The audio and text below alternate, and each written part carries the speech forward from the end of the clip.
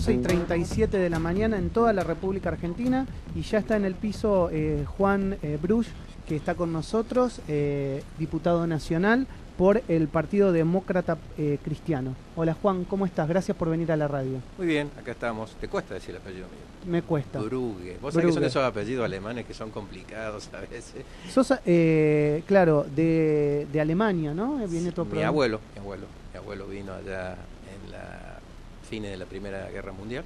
Se vino de la zona noroeste de Alemania. Se vino primero a La Plata. Y después se fue a San Juan y allí se casó con una descendiente de españoles y bueno, mi viejo se fue a estudiar a Córdoba, viste que Córdoba con su universidad y ahí quedaste. Y acá yo. Ahí quedó la familia. Recién estábamos hablando fuera del aire, que me parece por demás interesante contarlo, ya que estamos saliendo para FM Sudestada en la provincia de Córdoba, que le preguntaste a Marcos Peña sobre el saneamiento del dique San Roque. Sí, efectivamente. Yo tenía dos obras importantes que me preocupaban para Córdoba. Una es el saneamiento de la cuenca oeste y C media de lo que es el dique San Roque, que involucra a muchas ciudades de lo que es el Valle de Punilla, para que nos ubiquemos, La Falda, Cosquín, Viale Macé.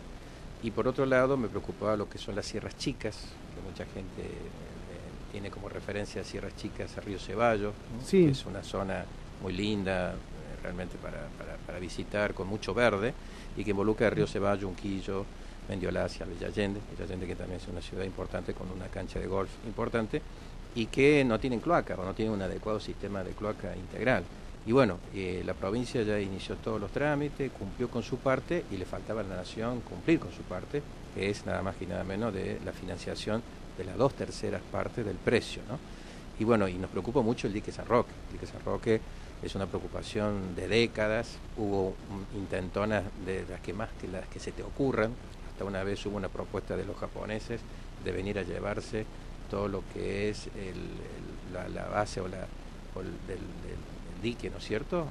Todo lo que el barro que tiene el dique abajo, ¿no? De drenar ese barro y llevárselo a Japón, porque ellos se ve que lo veían como muy útil.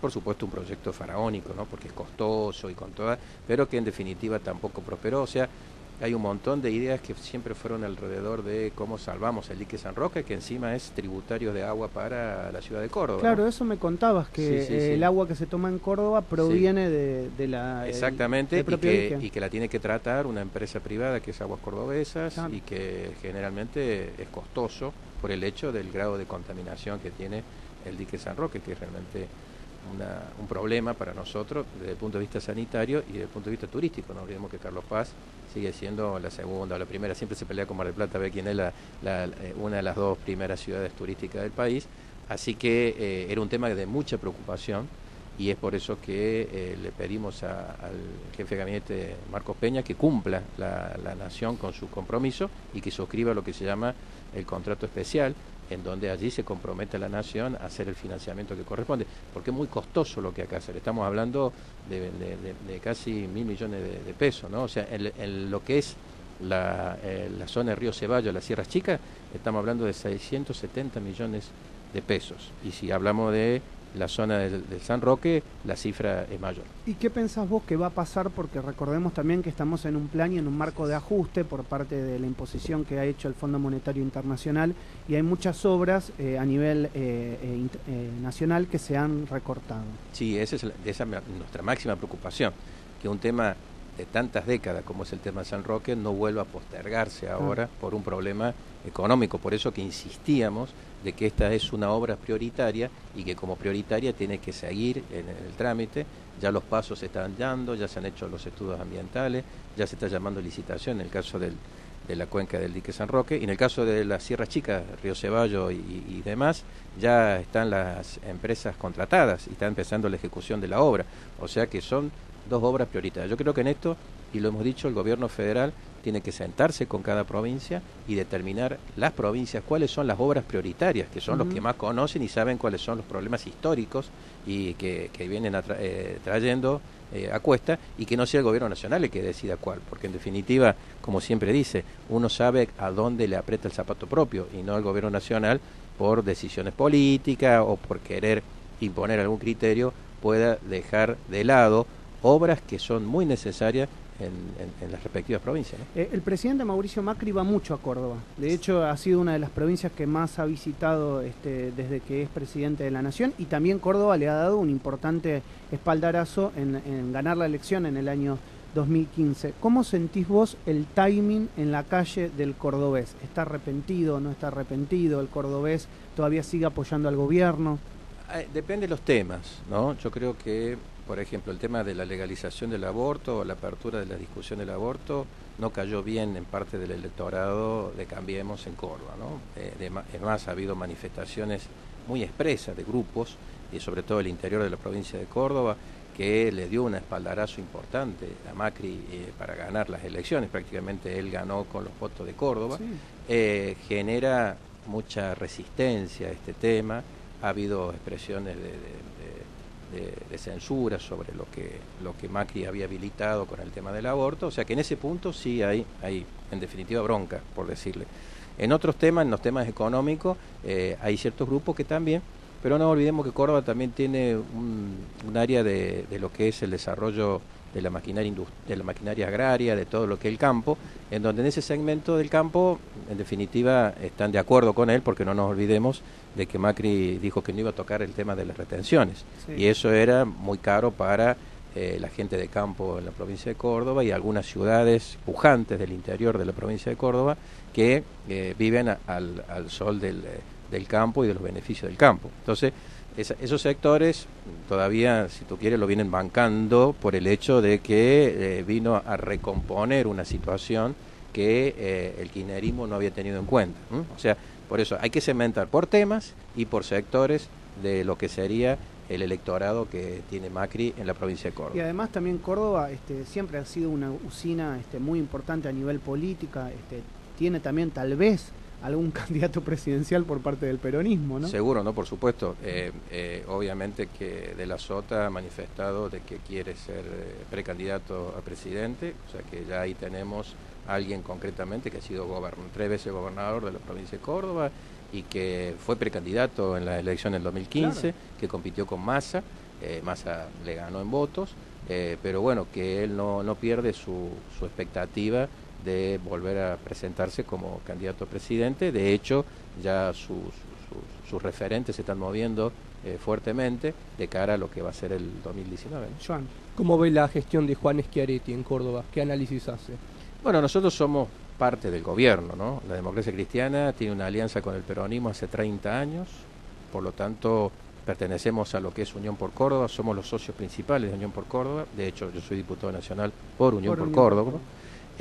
Básicamente Schiaretti es un muy buen administrador, un muy buen gestor, ha trabajado muchísimo por traer inversiones a Córdoba. Por supuesto faltan muchas cosas para hacer, a veces dependen de cuestiones que hacen a la misma administración y otras veces dependen de lo que la nación le pueda dar a Córdoba, pero él ha tenido una meta del principio de la cual fue criticado por parte del peronismo, que era el llevarse bien con el gobierno nacional, o sea, con Macri, ¿no? Eso quizás le costó un poco críticas internas por el hecho de aquellos otros sectores que entendían de que, bueno, que había que pelearse con Macri, que había que hacer oposición por oposición y de que no había que ceder absolutamente nada.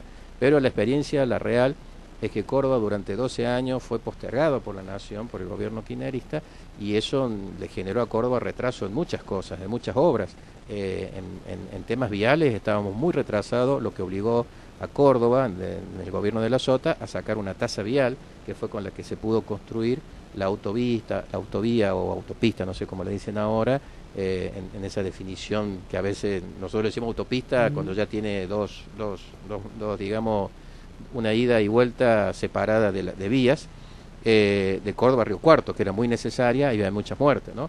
Pero todo lo que es la Ruta 9, el tema de la autopista Córdoba-Rosario, costó muchísimo terminarla. Muchísimo. Muchísimo. Te diría que décadas, ¿no? Porque... Me acuerdo, De la Sota me contaba que cuando fueron a inaugurar un tramo con el expresidente Kirchner, y por supuesto cuando se inauguraba ese tramo, quiere decir que había desvío, porque todavía no se terminaba, y se había producido una cola larguísima de camiones. y que el mismo Kirchner le decía, ¿qué es eso de la cola de camiones? Y de las otras le decía, es la ruta 9, o sea, como diciendo, es una ruta fundamental, importante en el país, y el intercambio que hay entre Córdoba y Rosario es muy grande, porque Rosario tiene el puerto y es por donde sale gran parte de la producción cordobesa de lo que hace el campo, ¿no? ¿Qué pasa con el tema de la ley de extinción de dominio? ¿Crees que finalmente esa ley va a salir? Hay muchos ciudadanos que la están pidiendo, que están pidiéndole un esfuerzo justamente a la política para que la pueda tratar y de alguna manera obviamente poner para todos nosotros. Mira, yo soy un fan de esa acción. La conocí en el año 2014 cuando viajé a Colombia, invitado por la Asociación Bancaria. Yo, antes de ser diputado nacional, fui director del Banco de Córdoba y como era el encargado del área de prevención del lavado de activos. Entonces fui, y cuando conocí la extinción de dominio me pareció como algo fabuloso, como algo realmente bárbaro, aparte de los números que manejaban los colombianos de lo que habían recuperado del narcotráfico, de la corrupción, y en qué lo habían invertido. Realmente me pareció extraordinario, ¿no? Ellos en Colombia lo tienen en su constitución, nosotros acá en la constitución no lo tenemos. Entonces, bueno, empezamos toda esta discusión en base a un proyecto de Massa y Camaño en la Cámara de Diputados. Discutimos mucho los términos jurídicos, los términos constitucionales. Yo soy constitucionalista, soy profesor universitario, y les digo que costó bastante encuadrarlo, porque como era una figura nueva, esto de que, para que los que nos están escuchando no entiendan, es la posibilidad que tiene el Poder Judicial de poder hacerse rápidamente de los bienes de aquellas personas que tuvieron o cargos públicos o que están sospechados de integrar bandas de narcotráfico o de trata de personas y que han adquirido bienes que no pueden justificar el origen de los fondos de esos bienes, ¿no? De eso se trata. Entonces, en realidad, el Estado, la corrupción también. Por supuesto, ni dudar. Entonces, el Estado toma esos bienes y los administra y hasta puede disponer de esos bienes, ¿no? Y después sigue el proceso penal. El proceso penal. Y en el proceso civil, que es la extinción de dominio, que no es un proceso penal, se invierte la carga de la prueba. O sea, tiene que demostrar de dónde sacó ese avión, de dónde sacó esa casa, con qué dinero lo compró y el origen de ese dinero para poder, digamos, y si no puede demostrarlo, todo eso pasa al Estado. Y el Estado nosotros en la ley poníamos que tiene que ser destinado a infraestructura vial, a infraestructura de vivienda, o sea, realmente que sea útil para la sociedad. ¿Y por qué crees que no se llegó a un consenso con todos los partidos políticos para poder sacarlo? Primero, es el Senado el que lo está frenando, o sea, diputados lo aprobamos. El Senado, con algunas excusas constitucionales, que yo creo que son excusas, con querer llevar esta cuestión al ámbito penal. Si tú analizas las causas penales hoy por corrupción, ¿cuántas duran? 10 años. Sí, ¿Qué hacemos con un avión que inmovilizamos durante 10 años? No te sirve más. O sea que si vos esos bienes no los liquidás, no rápidamente le da utilidad, no te sirve nada, que es lo que están proponiendo algunos senadores en el Senado con este nuevo proyecto que lo encabeza Pichetto y otros senadores, diciendo de que todo tiene que ser en el proceso penal. El proceso penal, si entramos en el proceso penal no terminamos nunca más. Y esos bienes corren el riesgo de desaparecerse. Inmovilizar esos bienes, como dije recién, inmovilizamos un avión, inmovilizamos una lancha. ¿Qué va a suceder con eso? Cuando realmente se descubra de que no están adecuadamente demostrado cuál es el origen de esos fondos. Que se puede demostrar fácil, porque se lo cita y le dice, oiga, usted compró esta propiedad, ¿con qué la pagó? ¿La pagó con qué plata? ¿De dónde sacó la plata? Listo, o sea, no es un tema tan complicado. Y después hay que ver si es delito o no es delito. Pero si no puede comprobar el origen de los fondos, ya hay una presunción muy grande de que hay un acto ilícito. Y ese acto ilícito se puede convertir en un delito, concretamente, ¿no? Un acto ilícito del civil es un delito. Entonces, bueno, nosotros hemos trabajado mucho en este tema, por eso no entendemos por qué el Senado no avanza. Quizás hay intereses políticos detrás, ¿no? O sea, esta acción a muchos no le conviene por su pasado, ¿no es cierto? Aquel que está, entre comillas, sucio porque o cumplió una administración pública o encubrió de alguna forma a otros y, bueno, no quiere que esto se mueva tan rápidamente. Por eso lo mete en el tema penal, porque a las vistas, en nuestro país, todas las causas penales por corrupción llevan muchos años. Entonces, llevarlo al ámbito penal es muy fácil. Primero, duran mucho. Segundo, constitucionalmente están las presunciones de inocencia siempre, o sea que el Estado va a tener que demostrar absolutamente todo. Entonces, se imagina, es prácticamente imposible lograr conseguir de que esos bienes vuelvan en algo a la sociedad, al Estado, por el proceso penal. Joan. ¿Cómo tomaron en Córdoba la llegada del Fondo Monetario Internacional? Bueno, es un tema delicado. Yo creo que no es bueno volver a instituciones que no solamente te prestan plata, sino que te imponen condiciones, que ese es el problema de todo esto. Vos cuando vas a lo que es el mercado financiero internacional privado, los tipos no te ponen condiciones de lo que vos tenés que hacer en tu actividad con la plata. Sí, te ponen intereses y te dicen lo tenés que devolver de tal o cual forma, pero no te dicen, che, vos tenés que bajar el déficit, vos tenés que bajar la inflación, tenés que dejar de hacer obras, etcétera, etcétera, etcétera. No te ponen condiciones. Pero lo que sucede es que también para llegar al sector privado no tenés que estar flojo de papeles. Totalmente de Claro, acuerdo. no tenés que estar flojo. Es como cuando uno va a pedir un crédito a un banco, ¿no es cierto? Te revisa, no tenés que estar flojo de papeles. Y en el ámbito internacional, claro, Argentina ya llegó a un punto de endeudamiento muy grande y su crisis económica llevó a que, porque fue una crisis económica, hay que decirle, la que hemos tenido y la que tenemos, por ahí no se quiere encubrir como una crisis cambiaria, no, es una crisis económica. El privado a nivel internacional, los bancos, las entidades financieras, te prestan, pero a riesgo, el riesgo te lo suben. ¿Por qué? Porque dicen, che, vos estás con una crisis, yo te voy a prestar, pero te voy a subir un poco la tasa por la duda de que vos te vayas a un default, o sea que entré en cesación de pago. Y a mí me va a costar después recuperar. Es una cuestión del mercado acá, o sea, a nivel internacional nadie regala nada, sino que todos cubren sus intereses. El Fondo Monetario te presta una tasa más baja, pero te pone condiciones. En los hechos, quizás es más costoso que ir al sector privado. Porque cuando te ponen esas condiciones, que vos tenés que reducir el déficit, que tenés que dejar de hacer obras, tener uno o que dos tenés puntos menos de interés, porcentaje de pago, pero lo otro te genera todo un problema interior mucho más grave que el ir a pagar mayores intereses afuera, ¿no? Y aparte, porque lamentablemente este gobierno perdió una gran oportunidad, que fue ¿cuál? Que se le abrieron las puertas internacionales para acceder a los créditos internacionales, se abrió al mundo, se endeudó, pero no supo reinvertir ese endeudamiento en el desarrollo del país. En infraestructura, todo eso. Fue a pagar la timba financiera. Entonces, cuando entramos en ese esquema, es prácticamente como endeudarse sin sentido en dólares, en euros, en un mercado internacional que tiene sus juegos y que por ahí es fluctuante y que nosotros hemos quedado muy expuestos. Yo cuando fue el ministro Caputo y reconoció en la bicameral, en el Congreso, de que nosotros éramos Argentina tenía la deuda externa en dólares más elevada de la región, yo dije, estamos regalados a lo que suceda en Japón, en Angola, en México, en cualquier lado, porque cuando sucede algo, cuando vos estás muy endeudado a nivel internacional y sucede algo a nivel mundial, el efecto hacia vos es directo. ¿Por qué? Porque cambia todo. En cambio, cuando vos tenés un manejo entre deuda externa y deuda interna, vos podés algunas cuestiones manejar, variables las podés manejar. Entonces, hemos quedado muy, muy expuestos. O sea, el famoso tequila, ¿te acuerdas del famoso tequilazo? Entonces, todas esas situaciones ahora son peores, porque hoy estamos realmente expuestos con nuestra deuda externa. Y se produce también el tema de la variante del retraso cambiario. O sea, vos acomodás el dólar, pero en los hechos significa que multiplicás tu deuda para pagar en el exterior, porque vos tenés que hacerte de dólares para poder pagarlo, y vos tenés pesos. O sea, hay toda una ronda financiera que se produce que realmente genera mucha incertidumbre e inseguridad por el futuro. Lo que han hecho los países en serio, y han invertido en infraestructura, han invertido en el aparato productivo. Yo te pregunto, una persona que hoy tiene, qué sé yo, 10 millones de pesos, ¿qué hace? ¿Pone una empresa o va y la pone en Levac? Seguramente lo pone en Levac. Claro, porque Levac, cero problema, cero dolor de cabeza. A lo sumo corre el riesgo que el Estado entre en un corralito, como sucedió en aquel momento.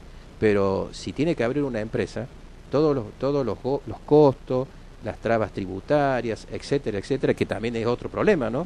Le va a generar la inclinación a ir a jugarse por los LEVAC y no jugarse por la producción. Me quedan 3 minutos, pero te quiero preguntar por la situación de la PYME, sobre todo en Córdoba, ¿no? Provincia productiva, si las hay en la República Argentina. ¿Cómo ves el tema del aumento de tarifas? Que también hay que decirlo, siempre lo decimos, en el interior las tarifas siempre fueron mucho más elevadas que en la zona metropolitana. Sin embargo, también ha habido un impacto y un aumento ¿Cómo ves el tema del empleo? ¿Cómo está la situación económica en la provincia? Mira, Córdoba no es una isla, ¿no? Aunque algunos por aquí siempre quisieron decir que era una isla. No, Córdoba no es una isla. Obviamente está sintiendo el impacto en lo que respecta a la crisis económica. El tema de la tarifa no es un tema menor. Encima tenemos el problema de que los subsidios nacionales están direccionados más a Buenos Aires, a la ciudad de Buenos Aires y a lo que es el área metropolitana, la provincia de Buenos Aires, con lo cual Córdoba ya corre con desventaja en este tema. Por eso hemos presentado un proyecto de ley sobre equidad tributaria, equidad fiscal, pidiendo de que justamente se le bajen los subsidios y que sean los usuarios de Buenos Aires y de la provincia de Buenos Aires los que lo paguen, como lo pagan los cordobeses, en definitiva, y que esa plata sea destinada más a subsidiar a otras cuestiones. Por lo tanto, sí, sufre una crisis y las pymes cordobesas están soportando, si bien son muy imaginativas. Nosotros tenemos muchas pymes que están dedicadas a lo que es la industria del software, sí, que eso ha producido un valor agregado interesante, tiene clientes extranjeros, que eso es bueno también porque le genera ingresos en dólares, que hoy es muy interesante, pero no nos tenemos que olvidar de las pymes metalúrgicas, no nos tenemos que olvidar de las pymes que dependen del agro. Si bien las fábricas automotores cordobesas están empezando a desarrollar, no nos olvidemos que hoy vienen con una tecnología que depende mucho del exterior y no le puede dar mucho trabajo a las pymes que son subsidiarias y que daban realmente multiplicación de trabajo. Le cuento a la gente que Juan es presidente de la Comisión de Comunicaciones e Informática en la Cámara de Diputados de la Nación. Me gustaría preguntarte, estás en una radio de Internet, ¿cómo ves el avance, la evolución de Internet y de las nuevas telecomunicaciones, de los medios digitales en la Argentina? Bueno, todo un desafío, ¿no? Estamos ante algo nuevo. Estamos justamente teniendo muchas reuniones. De hecho, anteayer estuve en un almuerzo con la gente de Facebook. Me preocupa mucho el tema de lo malo de las redes. No lo bueno, porque lo bueno, cada uno lo aprovecha, lo ve, pero me preocupa lo malo. Y lo malo pasa por el tema de los delitos que se cometen, claro, el tema, de la pedofilia, el tema del grooming, del bullying, y sobre todo el tema de las noticias falsas, que estamos prontos a una campaña electoral y que estamos trabajando en un proyecto en esa línea. Me he dedicado más a trabajar sobre los riesgos que trae aparejado para el ciudadano común el tema del desarrollo de las redes sociales y qué herramientas le podemos dar a ese ciudadano común frente a algo que no puede manejar, algo que incluso trasciende las fronteras de los estados, lo cual se hace también muy complejo regularlo, ¿no? Del cual yo no soy tan partidario de la regulación, sino que darle herramientas al ciudadano para que se pueda defender. Y en ese aspecto yo creo que tenemos que trabajar todos en conjunto, por eso estamos trabajando ahora en la comisión de recibir a representantes de los medios, de recibir a los representantes de las empresas informáticas, de recibir a Facebook, a Google, a las telefónicas. O sea, queremos entre todos ver de qué manera podemos colaborar y hacer un encuentro. En esto le doy una primicia, en octubre estoy trabajando para hacer un encuentro regional, invitando a los presidentes de las comisiones de comunicaciones de Brasil, de Uruguay, de Paraguay, de Bolivia, de Perú y de Chile, para tratar la temática esta de los riesgos de las redes sociales y cómo regionalmente podemos trabajar en conjunto. Bueno, la verdad que interesantísimo. Me quedé con muchas ganas de seguir preguntándote por el tema de medios digitales y comunicación, pero no va a faltar oportunidad. Gracias por venir a Radio Sónica. No, gracias a ustedes y los felicito por el desarrollo del medio, ¿no? Bueno, muchas gracias. Juan Bruch, me dijo que no, Bruje. Bueno, muchas gracias, me sigue costando. Gracias por haber venido nuevamente y nos vemos mañana. Canal favorito, Max, Fabián.